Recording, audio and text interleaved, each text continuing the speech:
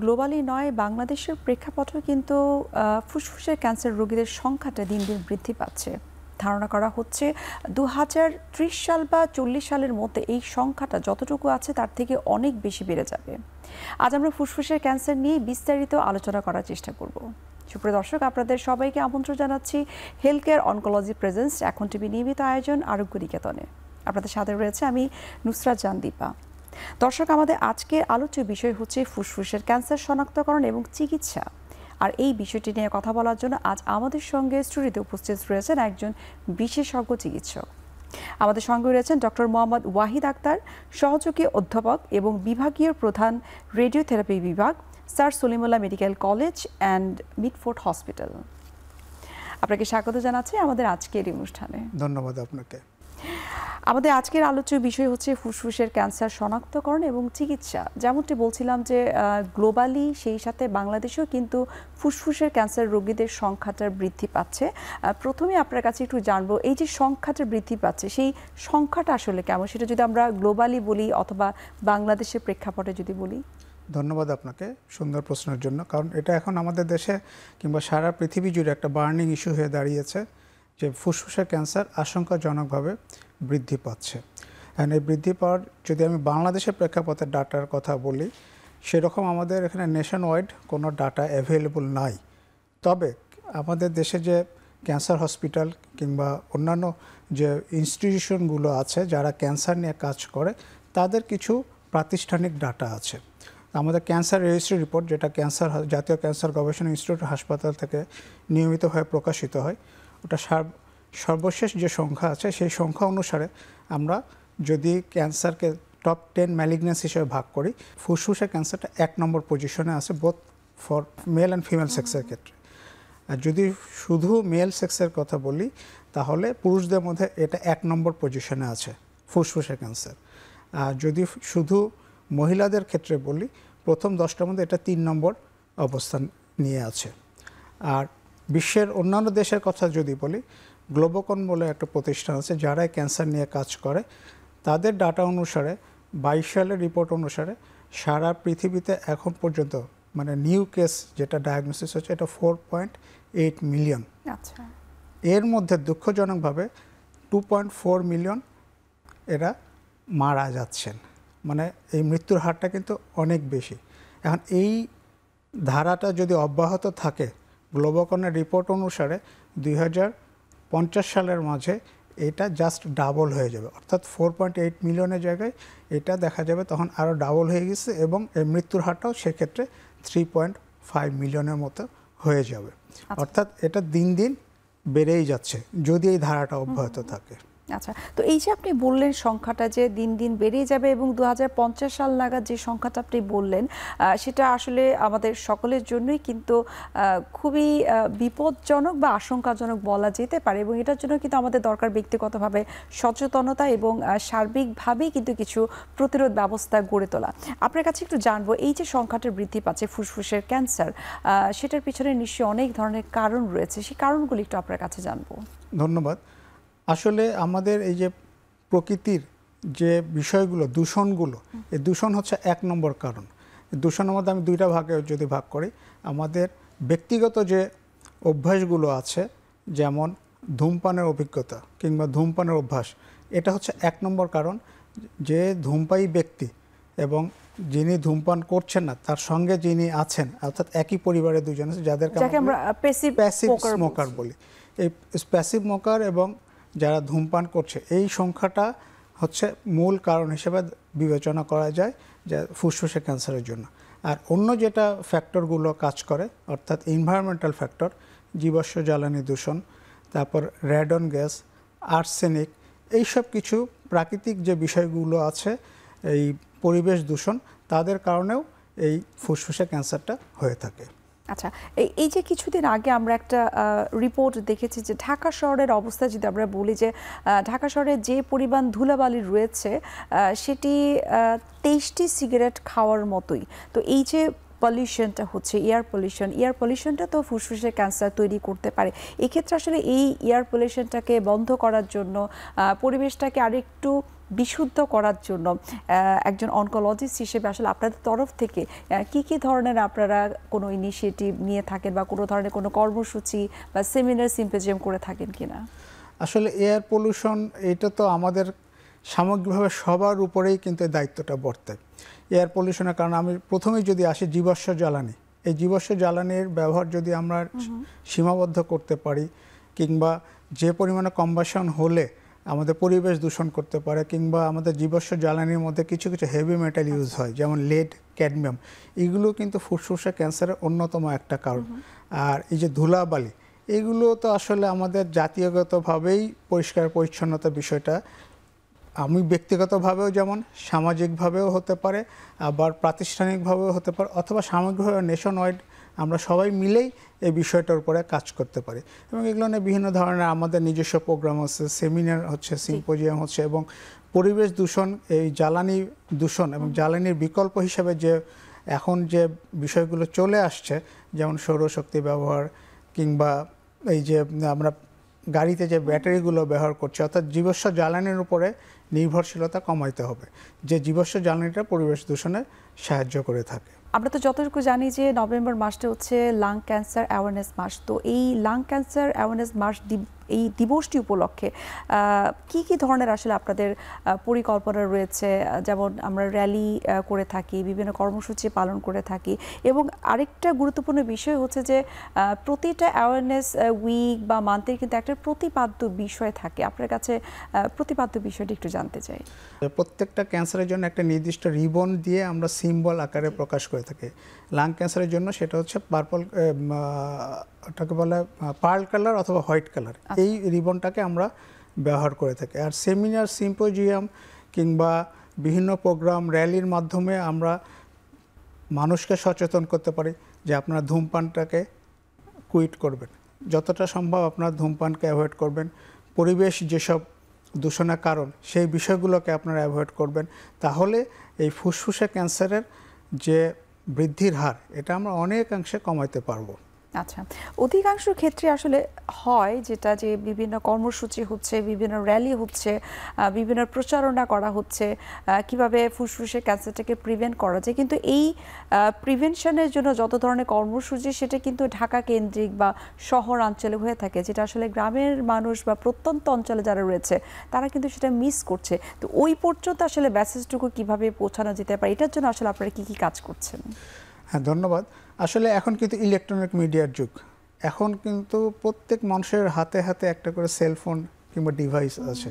এটা যদি আমরা অনলাইনের মাধ্যমে করি, যেটা সোশ্যাল মিডিয়া বলি, যে ফেসবুক, ইনস্টাগ্রাম, অনেক মানুষের কিন্তু এখন ফেসবুকে অ্যাকাউন্ট আছে। এই ফেসবুককেও আমরা একটা টুল হিসেবে ব্যবহার করতে পারি সচেতনতার জন্য, প্রচারের জন্য, যে এই সব কারণে আমাদের ফুসফুসে ক্যান্সার হতে পারে, এবং এই কাজগুলো যদি আমরা না করি তাহলে আমরা ফুসফুস ক্যান্সার থেকে মুক্ত থাকতে পারবো।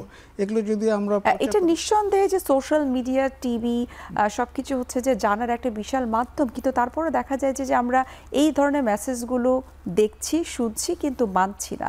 জীবন ধারণ যতটুকু আসলে সঠিকভাবে বা স্বাস্থ্যসম্মতভাবে আসলে পালন করা উচিত, সেই জায়গাটাই কিন্তু আমরা এসে কিছুটা অবহেলা করে থাকি। একটু জানবো যে গ্রামাঞ্চলে মানুষ যারা রয়েছেন, যাদের ফুসফুসের ক্যান্সার হচ্ছে, সেটার পেছনে তারা যে ধরনের কীটনাশক ব্যবহার করছেন জমির কাজ করতে, যে সেটা কি আসলে ফুসফুসের ক্যান্সার তৈরি করতে পারে? হ্যাঁ, কিছু কিছু কেমিক্যালস আছে যেগুলো হচ্ছে আমরা যদি ইনহেলেশন করি, সেগুলো আমাদের ফুসফুসে যে সেলগুলো আছে সেগুলো জেনেটিক অল্টারেশন করতে পারে। যেমন কীটনাশকের মধ্যে অনেকে কিন্তু আমরা বেনজিন ইউজ করে থাকি। এই বেনজিন কিন্তু আমাদের ফুসফুসে ইনহেলেশনের মাধ্যমে যখন যাবে, ফুসফুসের যে সেলগুলো আছে, সেলের মধ্যে যে ডিএনএ আছে, এই ডিএনএটাকে অল্টারেশন করে ফেলছে, ডিএনএ মিউটেশন হয়ে যাচ্ছে। যখনই একটা ডিএনএ মিউটেশন হয়ে যাবে, সে কিন্তু অ্যাবনর্মাল সেল প্রোডাকশন করবে। এই অ্যাবনর্মাল সেলটাই পরবর্তীতে কোনো এক সময় ক্যান্সার সেল হিসেবে প্রেজেন্ট করতে পারে। অ্যান্ড ওই একই ব্যক্তি যদি ধূমপায়ী হয়ে থাকে, সেটা কিন্তু ডাবল ইফেক্ট হিসেবে তখন কাজ করবে। কারণ ধূমপান, সে আগে থেকেই তার ফুসফুস কম্প্রোমাইজড হয়ে আছে, ইনজিউর্ড হয়ে আছে, সেই জায়গায় যদি আমি অ্যাডিশনাল ফ্যাক্টরগুলো ইনহেলেশনের মাধ্যমে নিয়ে ফেলি, তাহলে এই জিনিসটা ডাবল ইফেক্ট হিসেবে বিবেচিত হবে। আচ্ছা, অনেক ক্ষেত্রে অনেক প্রশ্ন আসে আমাদের কাছে যে আমি তো স্মোকিং করছি, 15 বছর, 20 বছর, 25 বছর হয়ে গেছে, কিন্তু এখন পর্যন্ত আমার কোনো ধরনের ক্যান্সার হয়নি।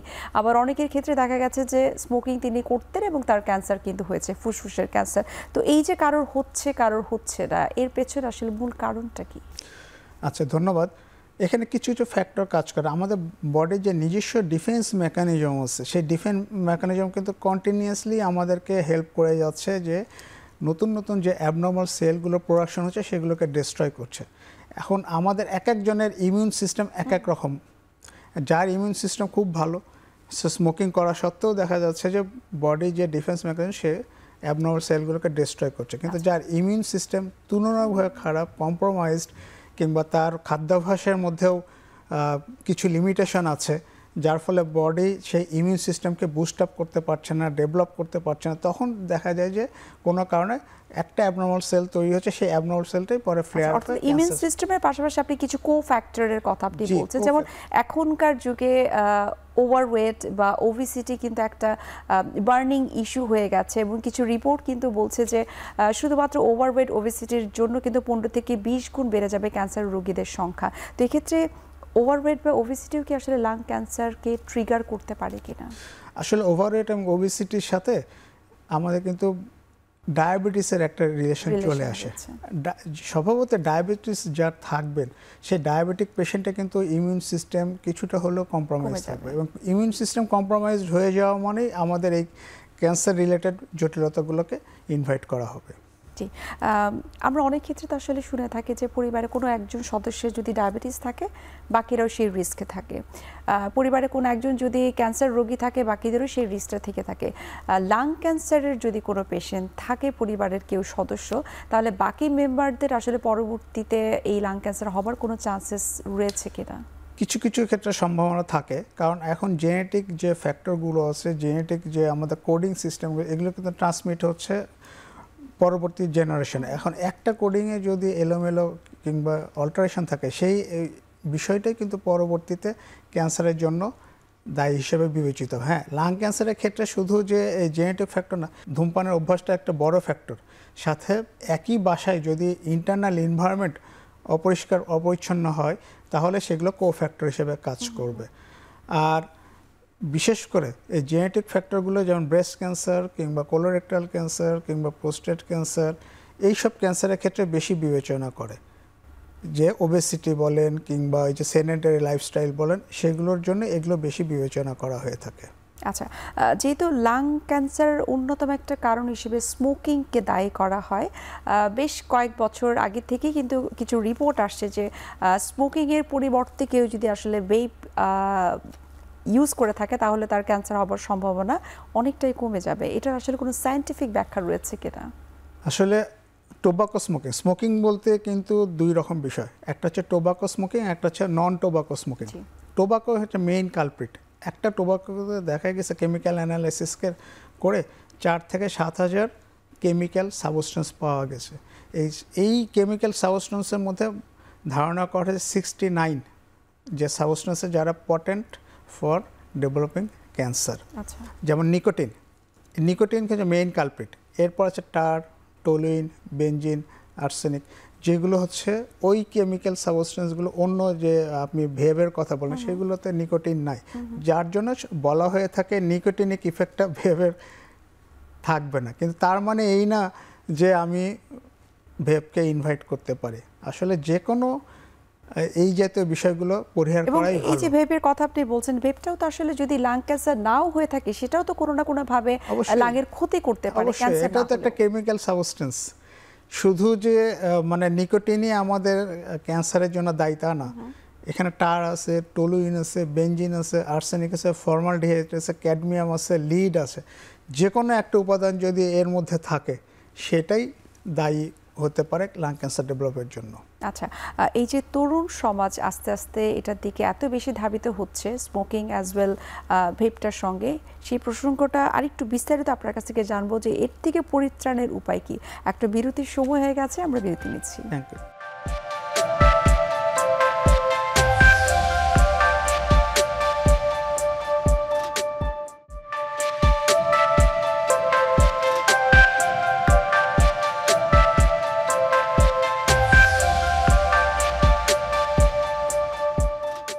বিরতির আগে আমরা কথা বলছিলাম যে তরুণ সমাজ যারা রয়েছে তারা স্মোকিং করছে অ্যাজ ওয়েল, কিন্তু ভেপটাও কিন্তু ইউজ করছে। তো এখান থেকে আসলে এটাকে প্রিভেন্ট করার জন্য আমাদের আসলে কি কি ব্যবস্থা নেওয়া উচিত, এবং এখানে সরকারের কি রকম পদক্ষেপ নেওয়া উচিত বলে আপনার কাছে মনে হয়? আসলে স্মার্টনেসের জন্য স্মোকিং কোনো বিষয় না। স্মার্টনেসের অনেকগুলো ফ্যাক্টর আছে যেগুলোতে স্মার্টনেস নিজেকে জানানো যেতে পারে। স্মোকিংটাকে সবসময় আমাদের পরিহার করা উচিত। অ্যান্ড ভেবের মাধ্যমেও যে আমরা স্মার্টনেস শো করছি, এটা যদি সরকারিভাবে বলা চলে তাহলে কিছু কিছু বিষয় ইমপ্লিমেন্ট করা উচিত। যেমন টোবাকোর ক্ষেত্রে কিন্তু অনেক আমাদের দেশে ট্যাক্স ইমপ্লিমেন্ট করা পাবলিকলি ধূমপান করার কিন্তু একটা আইন রয়েছে, কিন্তু তারপরেও কিন্তু পালন পরে আসছি। যেমন টোবাকো কন্টেনিং সাবস্টেন্সের উপরে কিন্তু ট্যাক্স ইমপ্লিমেন্ট করা হচ্ছে। একইভাবে এই জিনিসটা যদি আমরা ভেবের উপরেও ইমপ্লিমেন্ট করতে পারি তাহলে সেক্ষেত্রে ভেব কেনার হার কিংবা দাম, যখনই দাম বেশি হয়ে যাবে, আগে যে একবার ব্যবহার করতো সে কিন্তু আর ব্যবহার করার ব্যাপারে চিন্তা করবে, যেহেতু তার আর্থিক সামর্থ্যের মধ্যে চলে আসে।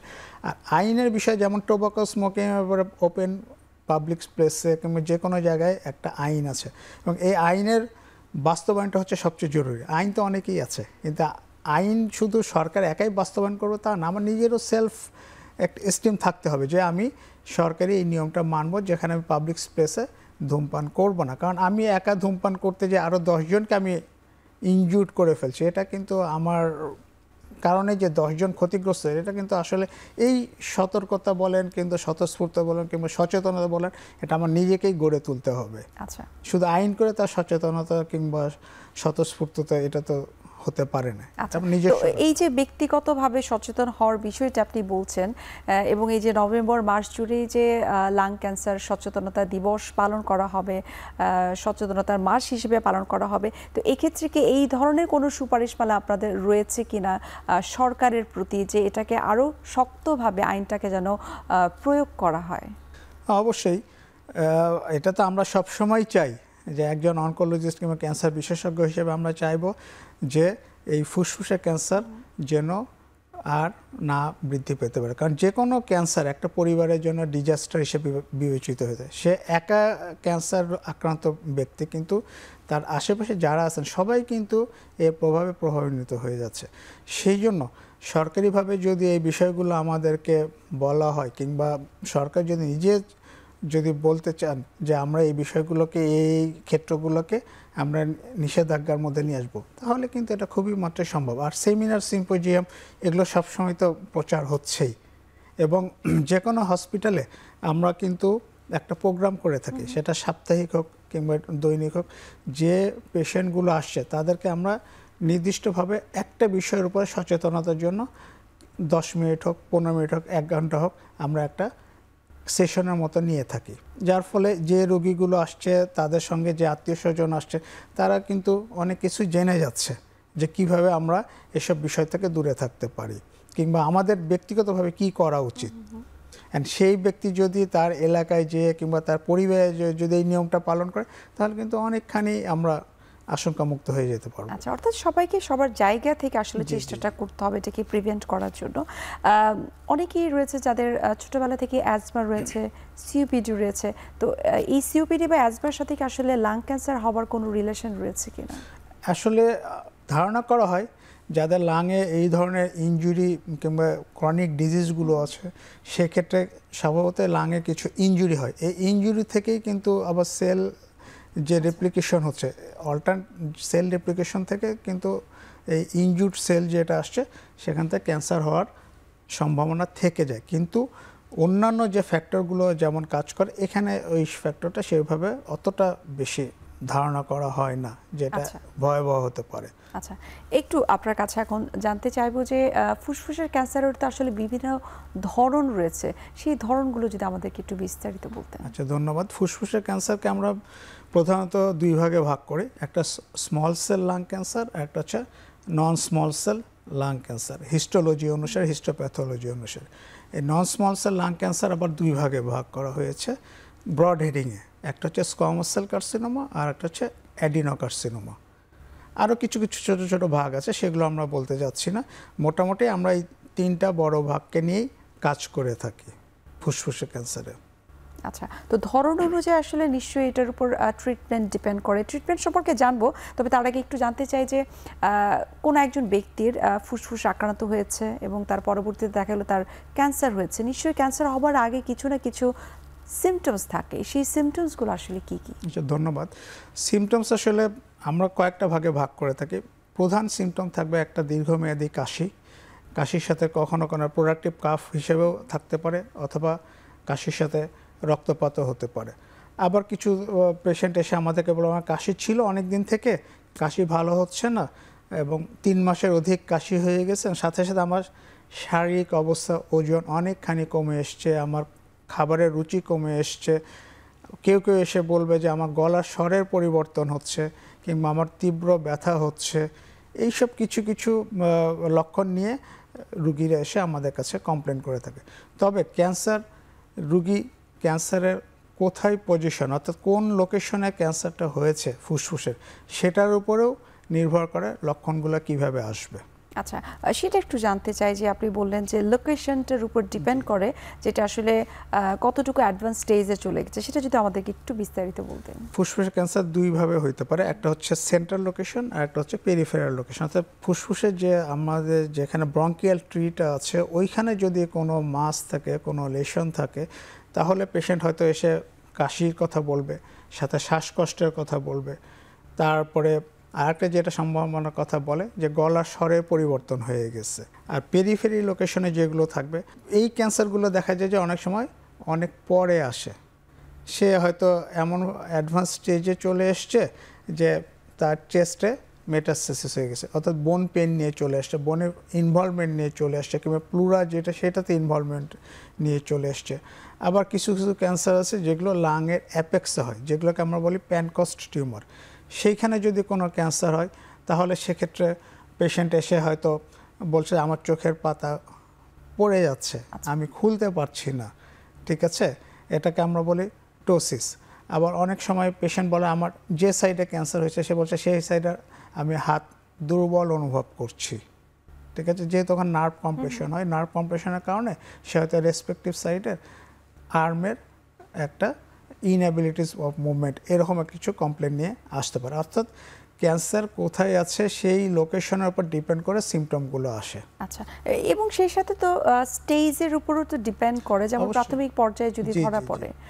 হ্যাঁ, যত অ্যাডভান্স স্টেজ হবে ডিজিজের সেই প্রভাবটা তত বেশি হবে। আচ্ছা, অন্যান্য ক্যান্সারের সঙ্গে যদি আমরা কম্পেয়ার করি, যেমন অধিকাংশ ক্ষেত্রে বলা হয় যে ফার্স্ট স্টেজ বা সেকেন্ড স্টেজে যদি ক্যান্সার ধরা পড়ে, সেক্ষেত্রে সার্ভাইভাল রেটটা অনেক ভালো থাকে। তো লাং ক্যান্সারের ক্ষেত্রেও কি একই রেশিওটা এরকম? যত আর্লি স্টেজে আসবে ধরে নেওয়া হবে তার ডিজিজটা লোকালাইজড অবস্থায় আছে। সেই ক্ষেত্রে আমাদের ট্রিটমেন্ট অপশনগুলো, আমরা যত ট্রিটমেন্ট অপশন আছে সবগুলোই আমরা ব্যবহার করতে পারবো। যেমন স্টেজ 1 এবং স্টেজ 2 ডিজিজ যদি হয়, তাহলে আমরা সার্জারির একটা বিশাল রোল আছে। পেশেন্টের কন্ডিশন, তার ফিটনেস সব কিছুর উপর ডিপেন্ড করে আমরা সার্জারি করতে পারবো। এখন একটা যদি সার্জারি করে ডিজিজটাকে রিমুভ করে ফেলা হয় এবং সার্জারি না করে একটা যে ক্যান্সার পেশেন্ট তার চিকিৎসা দেওয়া হচ্ছে, দুটোর কিন্তু রেসপন্স কিংবা প্রগনোসিস দুরকম হয়ে যাবে। কারণ সার্জারি করা মানে সেই ডিজিজটাকে আমরা কেটে ফেলে দিয়েছি, ডিজিজ বার্ডেনটাকে আমরা কমিয়ে দিয়েছি। তারপরে যে পরবর্তী চিকিৎসাগুলো, রেডিওথেরাপি, কেমোথেরাপি, সেগুলো অ্যাকর্ডিংলি দেওয়া হয়। কিন্তু সার্জারি যদি না করা যায়, সেই রেসপন্সটা তুলনামূলকভাবে কম হয়ে থাকে। আচ্ছা, লাং ক্যান্সারের ক্ষেত্রে কি সার্জারির কোনো ভূমিকা রয়েছে? জি, আমি এই যেটা বললাম স্টেজ 1 এবং স্টেজ 2 ক্ষেত্রে সব কিছু বিবেচনা করে সার্জারিরও রোল আছে। আচ্ছা, যদি কোনো পেশেন্ট, যে লক্ষণগুলো আপনি বললেন যে এই ধরনের লক্ষণ নিয়ে যখন আপনাদের কাছে আসে, তখন প্রাথমিক অবস্থা আসলে কিভাবে আপনারা শনাক্ত করেন বা ইনভেস্টিগেশনটা আসলে কীরকম থাকে? খুব সহজ। পেশেন্ট যদি কমপ্লেন করবে যে আমাদের কাশি হচ্ছে দীর্ঘদিন থেকে, 3 মাসে বেশি কাশি, সাথে রক্ত যাচ্ছে, আমরা সিম্পল একটা চেস্ট এক্সরে করে দেখি যে চেস্ট এক্সরেতে কী আছে। হ্যাঁ, চেস্ট এক্সরে যদি দেখা যায় যে হ্যাঁ একটা সলিড মাস কিংবা রেডিও ওপেক শ্যাডো পাওয়া যাচ্ছে, সেই অনুসারে আমরা পরবর্তী যেটা করে থাকি, ওখান থেকে টিস্যু কালেকশন করে থাকি। টিস্যু কালেকশন দুইভাবে করা হয়, একটা হচ্ছে ব্রঙ্কোস্কোপির মাধ্যমে, অথবা একটা ইমেজ গাইডেড যে নিডেল বায়োপসি আছে সেখান থেকে আমরা টিস্যু কালেকশন করে থাকি। এই টিস্যু কালেকশন করার পরে তারপর সেগুলো হিস্টোপ্যাথোলজি করে দেখা যে ওখানে ম্যালিগন্যান্ট সেল আছে কি না, এবং ম্যালিগন্যান্ট সেল যদি থাকে সেটা কোন টাইপের ম্যালিগন্যান্ট সেল, সেই অনুসারে আমরা ডায়াগনোসিসটা কনফার্ম করে ফেলি। যখনই ডায়াগনোসিস কনফার্ম করা হয়ে গেলে তারপরে আমরা ফার্দার যে ইনভেস্টিগেশনগুলো আছে সেগুলো দিয়ে করি, স্টেজিংটা করা হয়ে থাকে যে এই পেশেন্টটা কোন স্টেজে আছে, স্টেজ 1, 2, 3 না 4। তারপরে আমরা ট্রিটমেন্ট অপশন যে অ্যাকর্ডিং স্টেজ কোনটা হবে সেটা আমরা নির্ধারণ করে থাকি। আচ্ছা, অনেক ক্ষেত্রে অনেক রোগীরা খুব সচেতন থাকে, তারা কিন্তু জানতে চায়, যেমনটা আপনি বলছিলেন যে হিস্টোপ্যাথোলজির পরে কিন্তু কিছু টাইপ থাকে যে কোন ধরনের কোন টাইপের লাং ক্যান্সার, সেটি বি সেল থাকে, টি সেল থাকে বা সি সেল থাকে। তো এইগুলো একটু জানতে চাই যে আসলে কোন ধরনের সেলগুলো আসলে ভালো ক্যান্সারের ক্ষেত্রে, অর্থাৎ এটার ভালো হবার সম্ভাবনাটা একটু বেশি থাকে। আচ্ছা, এখানে আসলে ক্যান্সারের কোনো সেলই ভালো না, আর বি সেল টি সেল এগুলো সাধারণত আমরা লিম্ফোমার ক্ষেত্রে ব্যবহার করে থাকি। লাং ক্যান্সারের ক্ষেত্রে আমরা মেইনলি ব্যবহার করে থাকি non small cell lung cancer কিংবা স্মল সেল লাং ক্যান্সার। যদি নন স্মল সেল হয়ে থাকে তখন এটা দেখা হয় যে এটা স্কোয়ামাস সেল ভ্যারাইটি না অ্যাডিনোকার্সিনোমা ভ্যারাইটি, এই দুইটা নির্ধারণ করা হয়ে থাকে। এটা হওয়ার পরে তারপর আমরা ঠিক করি যে এটা মলিকুলার ডায়াগনোসিস করে এর কোন ধরনের জেনেটিক অল্টারেশন হয়েছে। সেই জেনেটিক অল্টারেশন যদি আমরা কনফার্ম করতে পারি তখন সেই অনুসারে আমরা ট্রিটমেন্ট প্রোটোকলটা সিলেক্ট করে থাকি। আপনি ট্রিটমেন্টের কথা যেহেতু নিয়ে আসলেন, ট্রিটমেন্ট সম্পর্কে আমরা বিস্তারিত জানার চেষ্টা করব। আরও একটা বিরতির সময় হয়ে গেছে, আমরা বিরতি নিচ্ছি।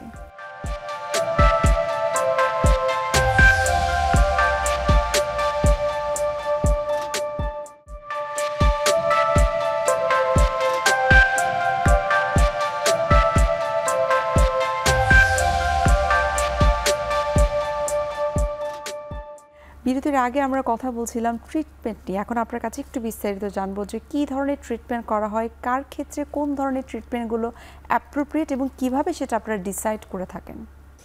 ধন্যবাদ। আসলে ট্রিটমেন্ট নির্ভর করবে যে এই পেশেন্টটা কোন স্টেজে আসছে।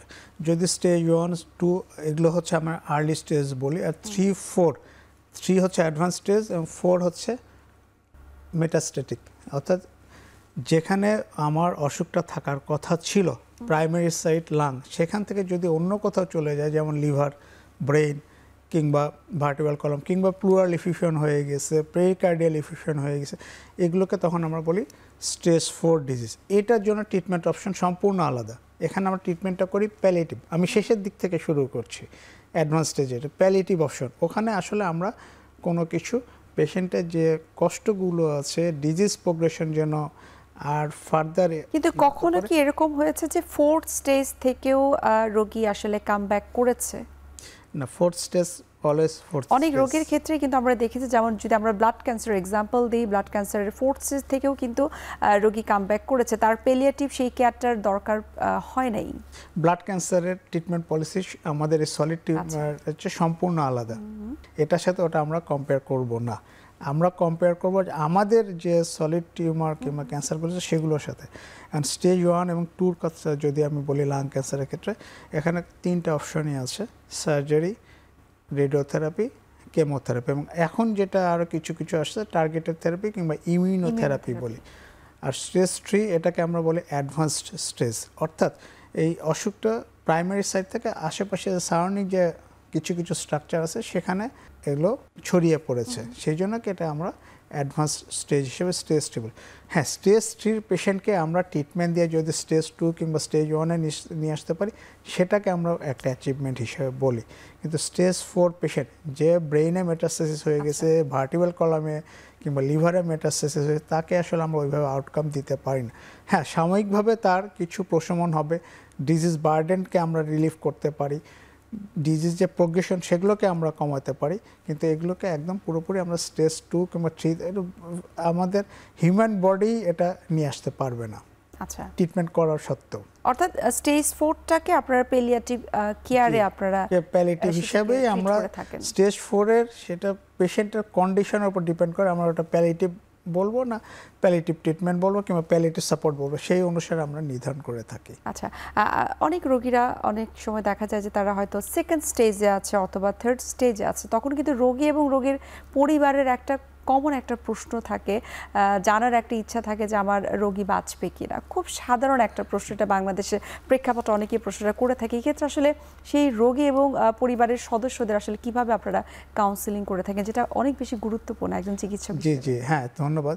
আসলে যত অ্যাডভান্স স্টেজ তার ডিজিজের রেসপন্স তার প্রিভিয়াস স্টেজের চেয়ে কিন্তু কম্পেয়ার করলে তুলনামূলকভাবে কম হয়। আমরা পেশেন্টকে সেইভাবেই বলি যে আপনি যেহেতু এই স্টেজে আছেন, আপনাকে এই স্টেজের অনুসারেই আপনাকে আমরা চিকিৎসা দিচ্ছি এবং এই স্টেজের রেসপন্সটা হচ্ছে আপনার এরকম। যেমন 1 বছর আপনি ডিজিজ ফ্রি থাকবেন, কিংবা 2 বছর আফটার ট্রিটমেন্ট আপনি ডিজিজ ফ্রি থাকবেন। এরপরে আপনি রেগুলার ফলোআপে আসবেন। ফলোআপে আসলে আমরা দেখব যে এখানে আবার নতুন করে ডিজিজ, যেটাকে আমরা রিকারেন্স বলি, সেটা হচ্ছে কিনা, কিংবা অন্য কোথাও মেটাস্টাসিস হচ্ছে কিনা, এগুলো আমরা পেশেন্টকে সেইভাবে বলে কাউন্সেলিং করে থাকি। আচ্ছা, এই ফলোআপটা আসলে কতদিন পর পর হয়ে থাকে? যখন তিনি তার ট্রিটমেন্ট পুরোপুরিভাবে শেষ হবে, তিনি একেবারে ক্যান্সার ফ্রি হয়ে যাবেন, যেটা হয় যে বাৎসরিকভাবে একবার দুইবার, তো লাং ক্যান্সারের পেশেন্টদের ক্ষেত্রে আসলে ফলোআপটা কতদিন পর পর? ধন্যবাদ। এটা আমরা ট্রিটমেন্ট শেষ করার পরে প্রাথমিকভাবে আমরা প্রথম 3 মাস প্রতি 1 মাস পর পর আসতে বলি। আচ্ছা, যদি সব কিছু ওকে থাকে, কোনো সিমটম ডেভেলপ না থাকে, পেশেন্টের ফিটনেস যদি ভালো থাকে এবং কিছু কিছু আমরা ইনভেস্টিগেশন করে দেখি, সেগুলো রিপোর্ট যদি নর্মালের মাঝে থাকে, ভালো থাকে, তাহলে আমরা সেক্ষেত্রে ফলোআপ গ্যাপটা বাড়িয়ে দিই। সেক্ষেত্রে এরপর 2 মাস পর পর কিংবা 3 মাস পর পর, এরপরে 6 মাস পর পর, তারপর বছরে একবার, এইভাবে আমরা ফলোআপ প্রোটোকলগুলো পেশেন্টদেরকে বলে দিই, সাজিয়ে থাকি। জি। অনেক ক্যান্সারের ক্ষেত্রে তো আমরা আসলে শুনে থাকি যে রোগী পুরোপুরিভাবেই ভালো হয়ে গেছে বা ক্যান্সার ফ্রি হয়ে গেছে, কিন্তু 2 বছর 3 বছর পরে সেটি আবার কাম ব্যাক করেছে। সো লাং ক্যান্সারের ক্ষেত্রে এরকম কোনো হিস্ট্রি আছে কিনা, বা এরকম কিছু হওয়ার কোনো সম্ভাবনা থাকে কিনা যে 2 বছর 3 বছর পরে সেটি আবার ব্যাক করেছে, এবং কাদের ক্ষেত্রে আসলে ব্যাক করার ঝুঁকিটা সবথেকে বেশি থাকে? সবচেয়ে বড় কথা হচ্ছে যে কোনো ক্যান্সারই, সেটা 2 বছর হোক কিংবা 3 বছর হোক কিংবা 5 বছর হোক, রিকারেন্স হওয়ার একটা চান্স থাকবেই।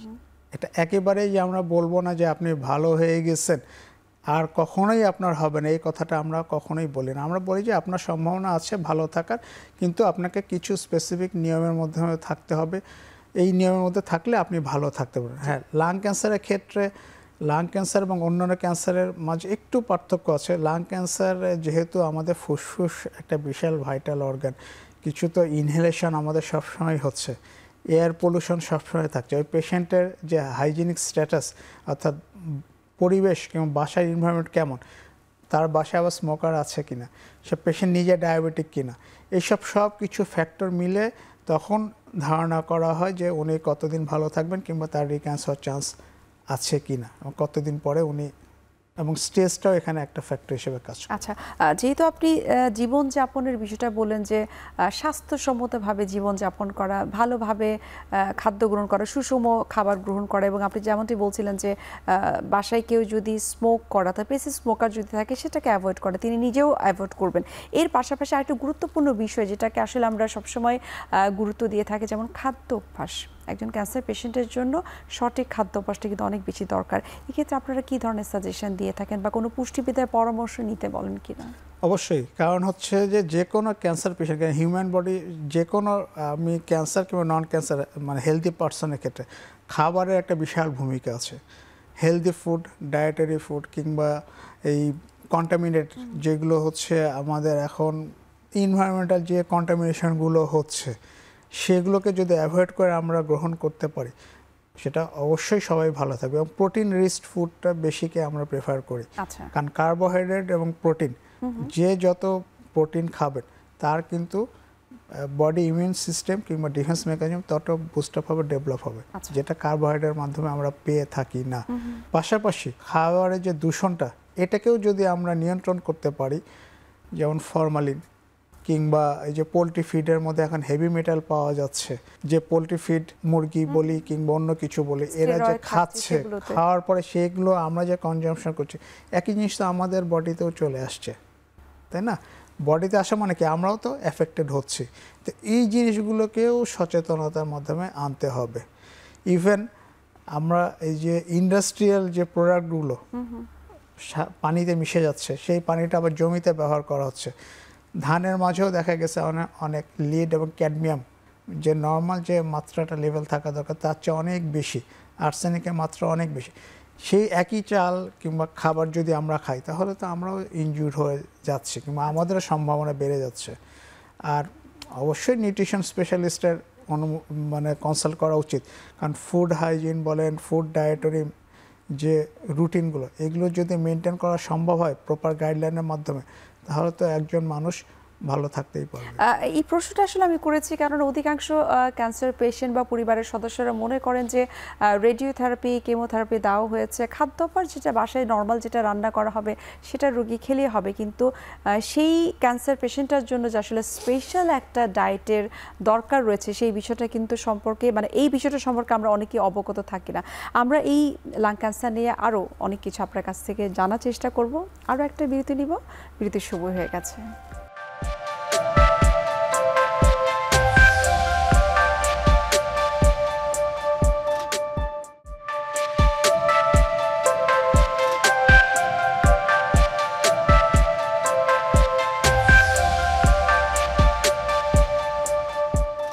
বিরতির আগে আমরা কথা বলছিলাম যে ক্যান্সার পেশেন্টদের জন্য আসলে সঠিক খাদ্যাভ্যাসটা কতটুকু গুরুত্বপূর্ণ, কারণ আমরা জানি যে ক্যান্সার পেশেন্টরা ইমিউনো কম্প্রোমাইজ থাকে, ইমিউনিটি কম থাকে, তখন ইমিউনিটি সমৃদ্ধ যে খাবারগুলো রয়েছে সেগুলো খেতে হয়। এখন একটু জানবো এই যে ট্রিটমেন্ট, যেখানে সার্জারির অনেক সময় দরকার হয়, রেডিওথেরাপি, কেমোথেরাপির দরকার হয়, আপনার কাছে আমার একটা প্রশ্ন হচ্ছে যে যারা স্বল্প আয়ের মানুষ তাদের পক্ষে অনেক সময় কিন্তু এই রেডিওথেরাপি, কেমোথেরাপি বা সার্জারি করার মতো কিন্তু সেই আমরা যদি খুব সহজ কথাই বলি সেই অর্থটুকু কিন্তু তাদের থাকেনি। কিন্তু আসলে সরকারের পক্ষ থেকে বিনামূল্যে বা স্বল্প মূল্যে চিকিৎসা সেবা নেওয়ার কোনো ব্যবস্থা রয়েছে কিনা? ধন্যবাদ। অবশ্যই আছে, কারণ আমাদের সরকারি হসপিটালগুলোতে যে চিকিৎসা ব্যবস্থা আছে এটা মোটামুটি বিনামূল্যেই বলা হয়ে থাকে, দেওয়া হয়ে থাকে। জাস্ট 10 টাকা দিয়ে একটা টিকিট কাটবে, সারা বাংলাদেশে কিন্তু একই নিয়ম, 10 টাকা দিয়ে একটা টিকিট কাটবে, টিকিট কাটার পরে তারপরে পেশেন্ট যথাযথভাবে আউটডোর, ইনডোর এই ধাপগুলো পেরিয়ে যখন অ্যাডমিট হবে, অ্যাডমিট হওয়ার পরে কিন্তু তারা আমাদের সাথেই দেখা করবে, আমাদের সাথেই কথা বলবে, মানে যে কোনো বিশেষজ্ঞ চিকিৎসকের সাথে সে সার্ভিসটা নিতে পারবে। এবং এই হসপিটালগুলো থেকে যদি আমি বলি যে কেমোথেরাপি এটা অনেক আসলে ব্যয়বহুল চিকিৎসা। এখন সরকারিভাবে শুধুমাত্র এখন আমার জানা মতে জাতীয় ক্যান্সার গবেষণা ইনস্টিটিউট হাসপাতালে এখানে ফ্রি চিকিৎসা দেওয়া, ফ্রি চিকিৎসা বলতে ওষুধগুলো ফ্রিভাবে দেওয়া হয়। একটা রুগী যে কেমোথেরাপি ওষুধগুলো বাইরে থেকে কিনতে হয় সেগুলো জাতীয় ক্যান্সার গবেষণা ইনস্টিটিউট হাসপাতাল থেকে অনেকাংশে ফ্রি পেয়ে যায়। এবং রেডিওথেরাপির কথা যদি বলি, এটা প্রত্যেকটা হসপিটালে একই, মানে সরকারি হসপিটালে একই নিয়মেই দেওয়া হয়ে থাকে এবং হিসাবটাও একই রকম। বাইরে প্রাইভেট সেক্টরে এই চিকিৎসা যদি যে খরচটা হচ্ছে আমাদের এই হসপিটালগুলোতে সেটা কিন্তু বলা চলে খুবই মিনিমাম খরচেই করে ফেলতে পারছে চিকিৎসাটা। আচ্ছা, একজন অনকোলজিস্ট হিসেবে আপনার কাছে আসলে কি মনে হয় যে এই ক্যান্সার পেশেন্টদের জন্য আরো ভালো কি সার্ভিস দেওয়া যেতে পারে? হ্যাঁ, এখন সারা বাংলাদেশে যদি আমরা একটা করে ক্যান্সার হসপিটাল বানিয়ে দিতে পারতাম, তাহলে 64 জেলায় না পারি অন্তত আমাদের যে বিভাগগুলো আছে প্রত্যেকটা বিভাগীয় শহরে যদি আমরা অনকোলজি একটা সেন্টার বানাতে পারতাম, তাহলে এই রুগীগুলো, ওই বিভাগের রুগীগুলো কিন্তু উপকৃত হচ্ছে। হ্যাঁ, এখন কিন্তু আমাদের দেশে 8টা ক্যান্সার সেন্টার প্রজেক্ট অনগোয়িং আছে, যেটা বিভাগীয় পর্যায়ে চলছে এবং এটা হোপফুলি আর 2 বছরের মাঝে অর্থাৎ 27 কিংবা 28 সালের মধ্যে পুরোপুরি তৈরি হয়ে যাওয়ার সম্ভাবনা আছে, যেখানে পূর্ণ মাত্রায় সব ধরনের চিকিৎসা, ক্যান্সার চিকিৎসা দেওয়া সম্ভব। এখানে রেডিওথেরাপিরও হাইটেক মেশিন আছে, সাথে সার্জন থাকবে, সার্জন এবং অনকো সার্জনের মধ্যে কিন্তু পার্থক্য আছে। একজন জেনারেল সার্জন যে দৃষ্টিতে দেখে থাকেন, একজন অনকো সার্জন কিন্তু সেই দৃষ্টিতে ক্যান্সার পেশেন্টকে দেখেন না, তার দৃষ্টিভঙ্গিটা সম্পূর্ণ আলাদা।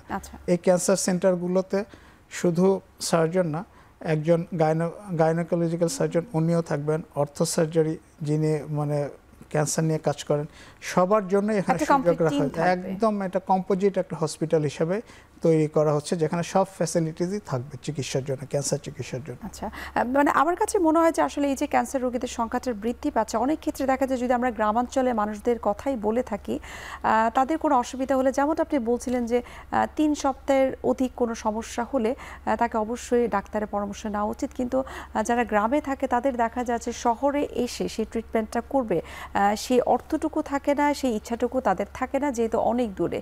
সো আপনি যেমনটি বলছিলেন যে যেহেতু 8টা হসপিটালের কথা বলা হচ্ছে, সেটি খুবই দ্রুতই অ্যাক্টিভ হবে, সেটা স্পেশালি ক্যান্সার হসপিটাল। সো এই ধরনের সুবিধা থাকলে হয়তোবা ক্যান্সার রোগীদের সংখ্যাটা কমানো যেতে পারে। রোগীদের ক্যান্সারের সংখ্যা আমরা কমাইতে পারবো না, কারণ এটা আলাদা একটা ইস্যু। কারণ অনেক সময় দেখা যায় ইনভেস্টিগেশনের জন্য কিন্তু দেখা যায় সেটা পিছিয়ে যায়, পিছিয়ে যায়। হ্যাঁ, যে পরীক্ষাটা আজকে করার কথা সেটা 2 দিন পরে করছে, 2 সপ্তাহ পরে করছে। যে ক্যান্সার আজকে স্টেজ 1-এ আছে, হয়তো 1 মাস পরে সেটা স্টেজ 2 কিংবা 3-তে হয়ে যাচ্ছে। ট্রিটমেন্ট কস্ট বলেন, ট্রিটমেন্ট অপরচুনিটি তখন অনেকটা কমে আসছে। হ্যাঁ, 8টা ক্যান্সার সেন্টার, বিভাগীয় ক্যান্সার সেন্টার হওয়ার সুবিধা হচ্ছে যে পঞ্চগড় কিংবা সাতক্ষীরার যে পেশেন্টকে ঢাকায় আসা দরকার ছিল, সে খুলনায় কিংবা ওদিকে রংপুরে চিকিৎসা নিতে পারে। তার যে যাতায়াতে যে হ্যাসেল এবং কস্ট অনেকখানি কমে আসে। একটা পেশেন্টকে ঢাকায় এসে থাকার যে কষ্ট, সেটা রংপুর কিংবা খুলনা কিংবা চিটাঙের ওই জন্য পেশেন্ট ওই কষ্টটুকু অনেকখানি কমে আসবে এবং তার জন্য অনেকখানি সহজ হয়ে যাবে ট্রিটমেন্ট গ্রহণ করাটা। জি, আমরা এখন আপনার কাছে একটু জানতে চাইবো, আমরা অনুষ্ঠানের একেবারে শেষ পর্যায়ে চলে এসেছি। সার্বিকভাবে যদি আপনি আপনার মতামত যদি আমাদেরকে একটু বলেন যে আসলে যে কোনো ধরনের ক্যান্সারকে প্রিভেন্ট করার জন্য আমাদের জীবনযাপন কীরকম হওয়া উচিত, এবং স্পেশালি লাং ক্যান্সারকে প্রিভেন্ট করার জন্য আমাদের কি কি বিষয় মেনে চলা উচিত? যদি লাং ক্যান্সারের কথা আমি প্রথমে বলি, সবার আগে হচ্ছে কুইট স্মোকিং। কারো যদি ধূমপানের অভিজ্ঞতা থাকে, অভ্যাস থাকে, যত দ্রুত সম্ভব এই স্মোকিং হ্যাবিট থেকে বের হয়ে আসতে হবে। কারণ স্মোকিং কুইট করার পরেও দেখা গেছে 15 বছর অপেক্ষা করা হয়েছে, কিন্তু সে কখনোই নেভার স্মোকারের মতো অবস্থায় আসতে পারে না, অর্থাৎ বেজ লাইনে কখনোই আসতে পারেনি। অর্থাৎ এই প্রভাবটা সারা জীবন থেকে যাবে। এখন প্রশ্ন আসতে পারে, তাহলে আমি স্মোকিং কুইট করব কেন? কুইট করতে হবে এই জন্য যে যত আপনি আগে স্মোকিং সিজেশন কুইট করতে পারেন, তত আপনার সম্ভাবনাটা দ্রুত কমে আসবে। আর যতদিন আপনি স্মোকিংটা চালু রাখবেন, আপনার সম্ভাবনা সবসময় বাড়তে থাকবে। পাশাপাশি ওভারঅল যদি আমি ক্যান্সারের কথা বলি, হেলদি লাইফস্টাইল হচ্ছে সবচেয়ে বেশি ইম্পর্টেন্ট। শারীরিক যে পরিশ্রম, এটা করতে হবে, সেডেন্টারি লাইফস্টাইলকে বাদ দিতে হবে এবং প্রপার খাবার গ্রহণ করতে হবে। শুধু লাং ক্যান্সারের ক্ষেত্রে বলি না, আমাদের দেশে কিন্তু এখন স্টোমাক ক্যান্সার সংখ্যা অনেক বেড়ে গেছে, শুধুমাত্র খাবারের কারণে, খাবারের দূষণের কারণে। অর্থাৎ খাবারে যে আমরা কেমিক্যালগুলো যে মিশাচ্ছি, সেই কেমিক্যালের কারণেও এই সংখ্যাটা অনেক বেড়ে গেছে। এই জিনিসগুলোর দিকেও আমাদেরকে ফোকাস করতে হবে। অর্থাৎ আমরা বলতে পারি যে খুব সাধারণ কিছু বিষয় যদি আমরা মেনটেন করি, যেমন আপনি খাবারের কথা বললেন, ফিজিক্যাল অ্যাক্টিভিটিসের কথা বললেন, ঘুমের কথা আপনি বললেন, স্মোকিং বাদ দেওয়ার কথা বললেন, এই কয়েকটা বিষয় যদি আমরা আসলে সুন্দরভাবে মেনটেন করতে পারি, তবেই সুস্থ থাকা সম্ভব এবং ক্যান্সার প্রিভেন্ট করা সম্ভব। আমরা অনুষ্ঠানের একেবারে শেষ পর্যায়ে আপনাকে অসংখ্য ধন্যবাদ, এত ব্যস্ততার মাঝেও আপনি আমাদেরকে। আপনাকেও ধন্যবাদ, এখন টিভিকেও ধন্যবাদ এবং হেলথ কেয়ার যে অনকোলজি এই প্রোগ্রামটা অ্যারেঞ্জ করেছে তাদেরকেও আমার পক্ষ থেকে ধন্যবাদ। এবং আমার কাছে যারা আসেন এবং সাধারণ মানুষ যারা আছেন, তাদেরকে সবাইকে আমার পরামর্শ বলবো কিংবা একটা আবেদন বলবো যে আপনারা সুস্থ স্বাভাবিক জীবনযাপন মেনটেন করবেন, প্রপার ঘুম, নিয়মিত খাদ্যাভ্যাস এবং এই জাতীয় অভ্যাস যে ধূমপান, এগুলো থেকে পরিত্যাগ করতে হবে। সুপ্রিয় দর্শক, এতক্ষণ আপনারা দেখছিলেন এখন টিভি নিয়মিত আয়োজন আরোগ্য নিকেতন। আজ এখানে শেষ করতে হচ্ছে, দেখা হবে আবারও আপনাদের সঙ্গে। সে পর্যন্ত আপনারা সবাই ভালো থাকুন, সুস্থ থাকুন। আল্লাহ হাফিজ।